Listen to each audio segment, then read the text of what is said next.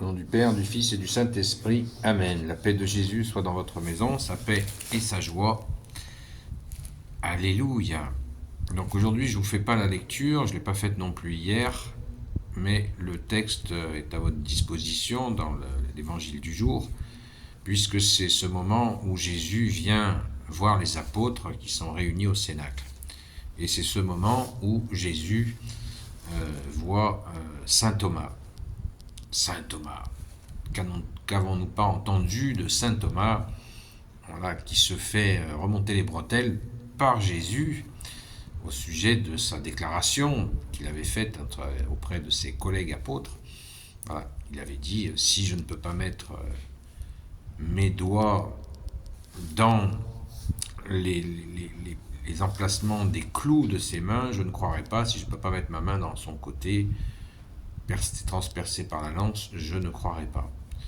Voilà, je vous fais une synthèse extrêmement rapide, mais pour aborder la question de saint Thomas et de la foi, puisqu'à ce moment-là, quand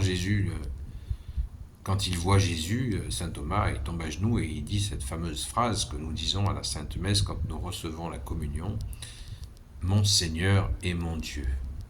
Et Jésus lui dit, « Parce que tu as vu mes saintes plaies, tu crois. Heureux celui qui croit sans voir. » Voilà, je vous en ai fait une synthèse très rapide. Bien sûr, il vaut mieux la lire et chercher à la comprendre. Donc, c'est cette croire sans voir. Croire sans voir.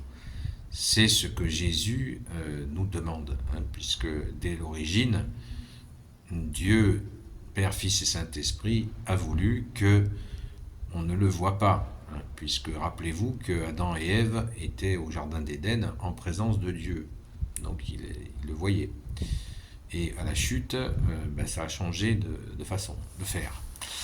Donc du coup, nous ne te voyons pas, bien-aimé Jésus, mais nous pouvons te sentir, comme tu l'as dit, Dieu est comme le vent, tu ne sais pas d'où il vient ni où il va, mais tu le sens. Donc croire sans voir, c'est la base de la foi. Voilà. Alors, n'oublions pas que saint Thomas, sa foi a plutôt a vraiment grandi, puisqu'il est parti évangéliser jusqu'en Inde. D'ailleurs, son tombeau est en Inde. Il a été martyrisé en Inde. Donc, cette question, Jésus est vraiment très ferme quand il lui dit « Parce que tu as vu, tu crois ». Et c'est ce moment-là qui doit, à mon avis, nous interpeller et nous faire grandir notre foi.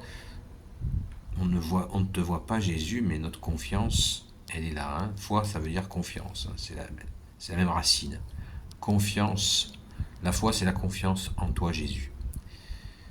Et nous croyons sans voir. Et c'est vraiment quelque chose qui est à la portée, parce que je rencontre souvent des gens qui disent qu'ils n'y arrivent pas. Mais sachez bien que si vous persévérez, vous allez y arriver. Parce que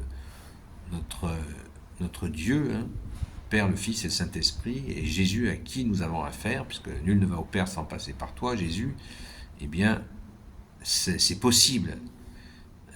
Jésus n'est pas élitiste. C'est à la portée de tout à chacun. Mais il nous faut lâcher le cérébral. On n'a pas confiance en Jésus c'est pas une démarche intellectuelle, la confiance en Jésus.